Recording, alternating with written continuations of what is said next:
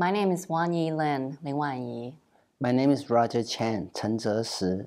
We're a couple and an artist duo. Our collective name is Mizzonk, Mizzonk.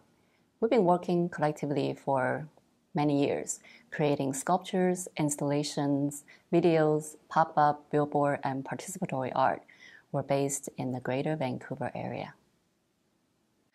Our artwork in this exhibition is called 6 Acres. 6 Acres is a 2-channel video installation inspired by the 6 acres of natural environment where we have lived and worked in the last 20 years. We created the videos from animating our ongoing series of watercolor paintings. These paintings were made with intuitive brushstrokes. They abstractly depict what we see and experience from living on the land.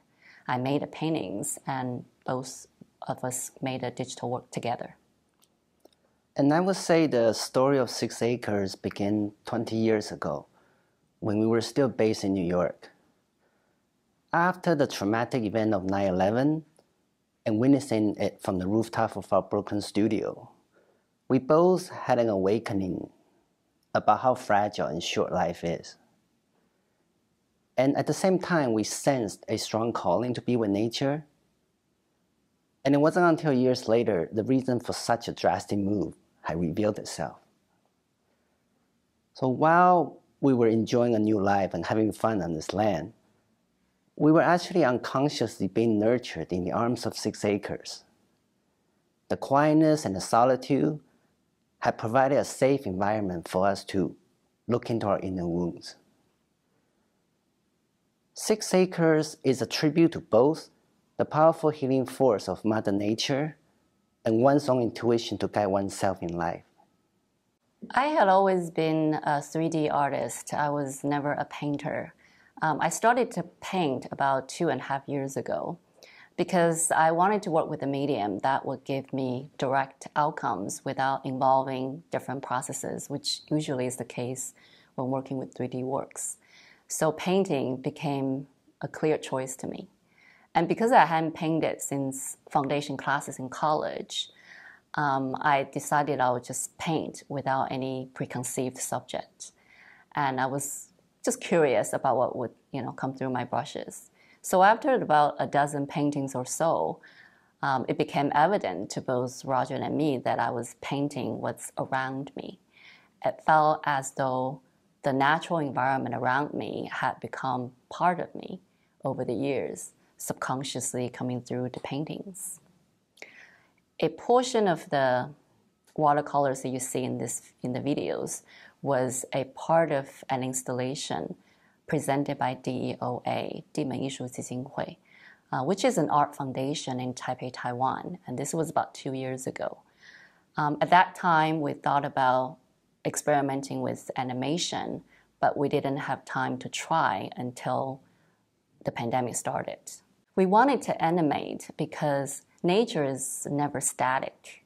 It is a series of ongoing transformations, and also because we wanted to reveal the negative space in the paintings. I intentionally left a lot of negative space, or I would say empty space. This emptiness is not really empty, not to me. To me, it actually represents an intangible vitality. Like the air we breathe in, you cannot see it, nor can you touch it, but without air, there's no life. By illuminating and creating movements with animation, this intangible vitality becomes visible. And this makes us think of the inner world that we have explored from living in a quiet setting for many years. The inner world is also invisible, but we feel that we can illuminate and see this important part of ourselves with our attention and observation. Ideally, we wanted the viewers to feel they're being hugged by these projections.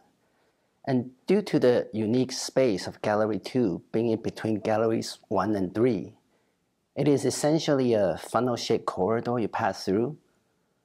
Therefore, the size, proportions, and the placement of this projection were intended to make the experience more dynamic. The experience of living in our place has shaped the foundation of our art practice. The environment offers an ideal setting for one to connect with the inner self. And this practice of inner development becomes the subject that we explore in our art practice. Growing up in Taiwan, where the basics of the ancient Chinese philosophical thoughts were taught in school and were incorporated in day-to-day life. And even after living in the West and learning different perspectives, when it comes to the concept of the self, we still view the self as interconnected rather than separate. And that practicing inner development with a discipline is beneficial at individual and collective levels. With the perspective of interconnectedness, we see that nature and humans as one, not separate. We both had a neglected childhood, but in different forms. Wan-Yi were simply left home alone a lot, while I, on the other hand, had family members around. However, the communications of feelings and emotions were suppressed rather than expressed. And I remember some of the best time I had as a child were the time I spent alone in nature. Whether it is in a mountain, in a creek, or simply staring at my fish tank, I felt I could escape to a place where there's no criticism. Nature is in a constant state of flux, transforming and renewing itself. And everything in nature is connected, and nothing is ever wasted. And also, what might seem like an adverse event will turn out to be a positive one, and vice versa. And duality does not exist in nature. So everything that happens in nature needs to happen. So if I believe I'm also part of nature and all of its wisdom, then everything that happened to me also needed to happen. Otherwise, I wouldn't be me.